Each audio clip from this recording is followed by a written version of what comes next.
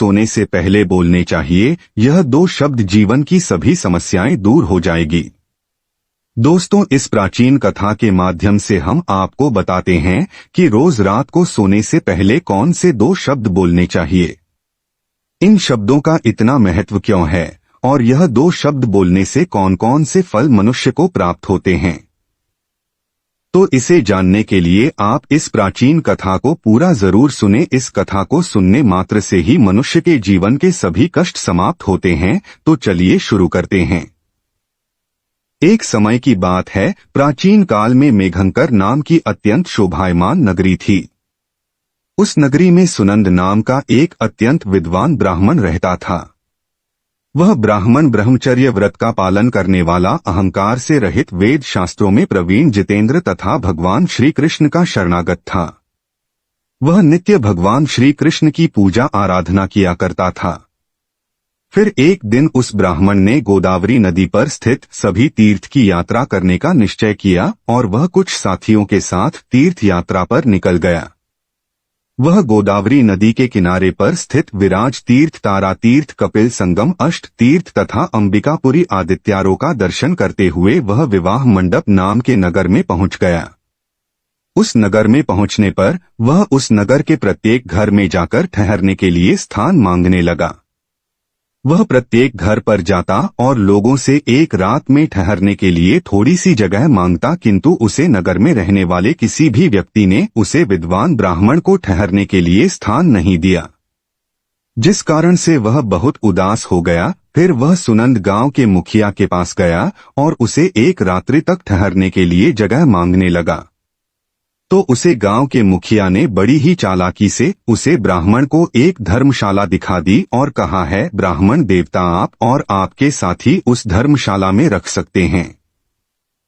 मुखिया की बात सुनकर सुनंद को बड़ी प्रसन्नता हुई। वह अपने साथियों के साथ उस धर्मशाला के पास गया तो देखा उसे धर्मशाला में कोई नहीं है। वह धर्मशाला वीरान पड़ी है।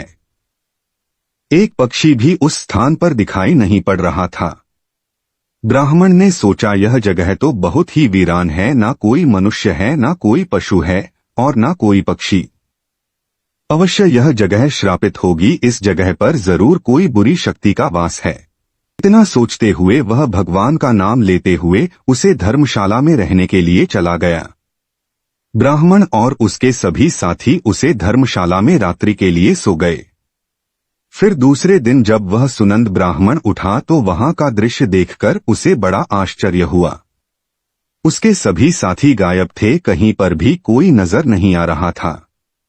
उसे सुनंद ने चारों ओर देखा लेकिन उसे कोई भी नजर नहीं आया। उसने आवाज भी लगाई लेकिन किसी ने कोई जवाब नहीं दिया, जिससे सुनंद बहुत दुखी हो गया। वह सोचने लगा, मेरे साथी अचानक कहाँ गायब हो गए, कहीं उनके साथ कोई अशुभ घटना तो नहीं घटी। फिर वह सुनंद ब्राह्मण अपने साथियों को खोजने के लिए नगर में चला गया तो रास्ते में उसे वह गांव का मुखिया मिला। जैसे ही मुखिया ने उसे सुनंद ब्राह्मण को जीवित देखा तो मुखिया को बड़ा आश्चर्य हुआ और वह मुखिया उसे सुनंद के पास आकर बोलने लगा, है ब्राह्मण देवता, आप अवश्य कोई महात्मा दिखाई पड़ रहे हो। आप दीर्घायु और मनुष्यों में सर्वश्रेष्ठ कोई पवित्र आत्मा हो। वह ब्राह्मण अकेला ही उस धर्मशाला से जीवित बाहर आया था, जिस कारण से मुखिया को लगा यह आवश्यक कोई महान व्यक्ति है। इसके पास अवश्य कोई विद्या या फिर कोई महामंत्र है जिसका जाप करने से यह ब्राह्मण जीवित बाहर आया है।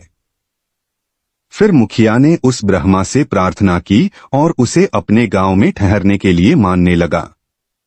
हे ब्राह्मण देवता, जब तक आपके साथी नहीं मिल जाते आप हमारे साथ ही रुकिए, मैं आपकी सेवा करूंगा। ऐसा कहकर उसे मुखिया ने उसे ब्राह्मण को अपने घर में स्थान दिया और उसकी बड़ी सेवा करने लगा। फिर कुछ दिन बीतने के बाद वह मुखिया उस ब्राह्मण के पास रोता हुआ आ गया और कहने लगा, हे ब्राह्मण देवता, रक्षा करो। कल रात में एक राक्षस ने मेरे पुत्र को खा लिया है। मेरा पुत्र बाद ही गुणवान और भक्तिमान था। उसे मुखिया की ऐसी बात सुनकर सुनंद ब्राह्मण ने पूछा, है भाई, कहाँ है राक्षस? किस प्रकार से उसे राक्षस ने तुम्हारे पुत्र का भक्षण किया है, तुम मुझे बताओ। वह राक्षस कहाँ रहता है, मैं अवश्य तुम्हारी सहायता करने का प्रयास करूंगा। वह मुखिया कहने लगा है, ब्राह्मण देवता, इस नगर के पास जंगल में एक बड़ा भयंकर नरभक्षी राक्षस रहता है। वह रोज रात को आकर इस नगर के मनुष्यों को खा लिया करता था।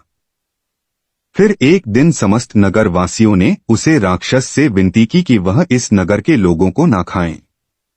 हम तुम्हारे लिए भोजन की व्यवस्था कर देते हैं कि जो भी लोग बाहर से इस गांव में रुकने के लिए आते हैं उन्हें हम उसे धर्मशाला में रुकने को कहेंगे और तुम उन लोगों को खा लेना।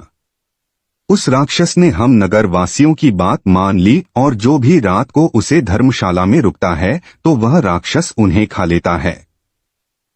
हमने अपने नगर वासियों की जान बचाने के लिए ही ऐसा किया। फिर है ब्राह्मण देवता, आप अपने साथियों के साथ इस नगर में पधारे और हमने आपको उसे धर्मशाला में रुकने के लिए कहा ताकि वह राक्षस आपका और आपके साथियों का भक्षण कर सके, किंतु उसे राक्षस ने आपको छोड़कर आपके सभी साथियों को खा लिया। कृपया आप मुझे क्षमा करें। मैं नगर वासियों के प्राण बचाने के लिए ही ऐसा किया, किंतु उसे दिन उसे राक्षस ने आपको छोड़कर सभी को खा लिया। तभी मैं जान लिया कि आप कोई सिद्ध पुरुष है, कोई महात्मा है। वह मुखिया आगे कहता है ब्राह्मण देवता, कल रात को मेरे पुत्र का एक मित्र आया था, किंतु मैंने उसे पहचान नहीं और उसे भी ठहरने के लिए उसे धर्मशाला में भेज दिया। फिर जब मेरे पुत्र को पता चला कि उसका मित्र धर्मशाला में रुकने के लिए गया है तो वह भी उससे मिलने के लिए चला गया और रात को उसे राक्षस ने मेरे पुत्र को भी खा लिया। फिर वह ब्राह्मण कहता है भाई, वह राक्षस कहाँ पर रहता है, तुम मुझे उसके पास लेकर चलो। मैं उसे राक्षस से कहकर तुम्हारे पुत्र को लौट के लिए कहता हूँ। फिर वह मुखिया उसे ब्राह्मण को लेकर उसे जंगल में चला जाता है जहाँ पर वह महाभयंकर दुष्ट राक्षस रहता था। उस रक्षा के पास जाने पर वह मुखिया रोता हुआ उसे राक्षस से कहने लगता है दुष्ट राक्षस, तूने मेरे पुत्र को क्यों खा लिया?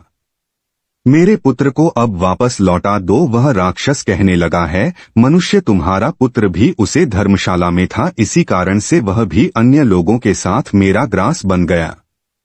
मैं अनजाने में ही तुम्हारे पुत्र का भक्षण कर लिया है।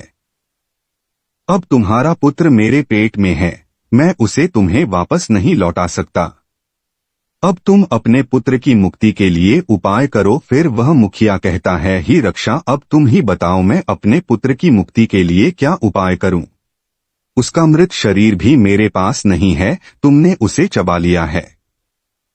मैं अपने पुत्र के शरीर को कैसे प्राप्त करूं? फिर वह राक्षस कहने लगता है, इसके लिए मैं तुम्हें उपाय बताता हूं। इस नगर में एक ब्राह्मण देवता आए हैं। उस रात वे एक मंत्र का जाप कर रहे थे, जिस कारण से मैं उन्हें खा ना सका। यदि वह ब्राह्मण देवता आकर मेरे ऊपर उस मंत्र का जाप करके जल छिड़क दे तो मुझे इस राक्षस के शरीर से मुक्ति मिल जाएगी और तुम्हारे पुत्र का शरीर भी तुम्हें मिल जाएगा।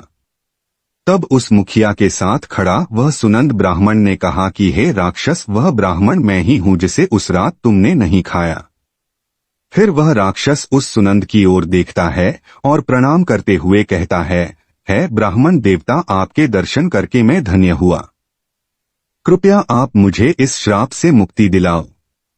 मैं इस राक्षस का शरीर धारण करके बहुत पाप किया है।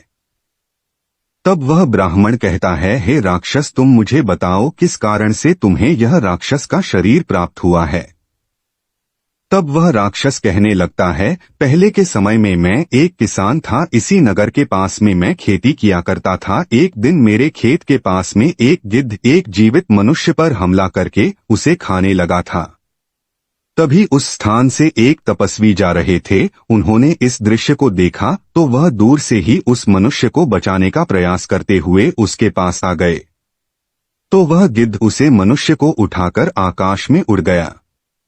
उस तपस्वी को मेरे ऊपर बहुत गुस्सा आ गया और उन्होंने मुझे श्राप देते हुए कहा, अरे दुष्ट पापी मनुष्य, तेरे सामने वह गिद्ध उस कमजोर मनुष्य को खा रहा था, किंतु तूने उसकी सहायता नहीं की। तू तो नर्क में जाने के ही योग्य है। जो मनुष्य समर्थ होकर भी दीन तथा भयभीत लोगों को कष्ट में देखकर भी उनकी सहायता करने नहीं जाता, उसे यमदूत कुंभीपाक नरक में गिराते हैं। जो शक्तिशाली होकर भी कर आदि के चंगुल में फंसे हुए मनुष्य को नहीं छुड़ाता, वह नरक में पड़ता है और दूसरे जन्म में भेड़िया बनता है। जो बाघ, सर्प, राक्षस, भूत, बेताल आदि के द्वारा घायल हुए मनुष्य की सहायता नहीं करता, उसे हत्या का ही पाप लगता है। अरे दुष्ट, तू उस मनुष्य की मदद कर सकता था, किंतु तूने नहीं की, इसीलिए तू भी महापापी ही है। इसीलिए मैं तुझे श्राप देता हूँ कि तू राक्षस हो जा। उस तपस्वी के द्वारा मुझे श्राप दिए जाने पर मैं बहुत घबरा गया और मैं उन तपस्वी से क्षमा याचना की। मैंने कहा है, तपस्वी, मेरा ध्यान खेत की रक्षा करने में था, इसीलिए मेरा ध्यान उसे गिद्ध पर नहीं था। मैंने जानबूझकर ऐसा नहीं किया है, कृपया आप मुझे क्षमा करो। तब उस तपस्वी ने मुझे क्षमा कर दिया और कहा, जब कोई सिद्ध ब्राह्मण मंत्र का जाप करके तुम्हारे ऊपर जल छिड़क देगा, तब तुम्हें इस राक्षस के शरीर से मुक्ति मिलेगी। राक्षस के द्वारा इस प्रकार से कहने पर उसे ब्राह्मण देवता को सारी बात समझ में आ गई और उस ब्राह्मण देवता ने अपने हाथ में जल लिया और उस दिव्य मंत्र का उच्चारण किया और वह जल उस राक्षस पर छिड़क दिया। शरीर पर जल पड़ते ही वह राक्षस जमीन पर गिर पड़ा और उसका शरीर उसी क्षण नष्ट हो गया और उसके अंदर से सभी मृत लोगों का शरीर बाहर गिर पड़ा। उसने उस मुखिया के बेटे का भी शरीर था। उस मंत्र के प्रभाव से उस राक्षस को और उसके पेट के अंदर के सभी मनुष्यों को एकदम से मुक्ति मिल गई और सभी दिव्या विमान में बैठकर विष्णु लोक को जाने लगे। फिर उस मुखिया ने अपने पुत्र को अंतिम विदाई दी और उस ब्राह्मण की ओर देखते हुए उस प्रणाम करके कहने लगा, है ब्राह्मण देवता, कृपया आप मुझे बताइए वह कौन सा मंत्र है जिसे आप रोज जाप करते हैं, जिसके प्रभाव से उस दुष्ट राक्षस को भी मुक्ति मिल गई। वह ब्राह्मण कहने लगता है, हे भाई, यह मंत्र मुझे मेरे गुरु के द्वारा प्राप्त हुआ है। जो भी मनुष्य रोज रात को सोने से पहले इस मंत्र का उच्चारण करता है, उसे किसी चीज का भय नहीं रहता, उसके भी कष्ट समाप्त हो जाते हैं। भूत, प्रेत, राक्षस, चुड़ैल, पिशाच आदि बुरी शक्तियों पास नहीं आती है। वह मंत्र इस प्रकार है, हर हर मुकंदे। मैं रोज रात को सोने से पहले इस मंत्र का उच्चारण करता हूँ। इस मंत्र के उच्चारण से मन को शांति मिलती है, मन से हर प्रकार का भय नष्ट होता है, जीवन की सभी समस्याएं समाप्त हो जाती हैं। जो भी मनुष्य इस मंत्र का रोज रात को उच्चारण करता है, उसे सुख, समृद्धि और धन संपत्ति प्राप्त होती है। जो भी इसकी कामना हो वह पूर्ण हो जाती है। इस मंत्र को सुन लेने मात्र से ही मनुष्य के पाप नष्ट हो जाते हैं। इसका जाप करने से जन्म जन्मों के पाप नष्ट होते हैं। इस प्रकार से उसे ब्राह्मण ने उसे मुखिया को वह अत्यंत चमत्कारिक मंत्र बताया और फिर वह मुखिया नित्य उस मंत्र का जाप करने लगा। तो दोस्तों, इस प्रकार से इस एक शक्तिशाली मंत्र के उच्चारण से उस ब्राह्मण को वह राक्षस भी खा ना सका। इस मंत्र के प्रभाव से उस राक्षस को भी मुक्ति मिल गई। आप भी रोज रात को सोने से पहले इस मंत्र का उच्चारण अवश्य करें। यह कथा आपको कैसी लगी कमेंट करके जरूर बताएं। अगर यह जानकारी आपको अच्छी लगी तो वीडियो को लाइक जरूर करें, कमेंट में जय श्री कृष्णा जरूर लिखें। साथ ही चैनल को सब्सक्राइब करें ताकि ऐसी ही आध्यात्मिक और रहस्यमयी जानकारी आपको प्राप्त हो सके। आप सभी का धन्यवाद।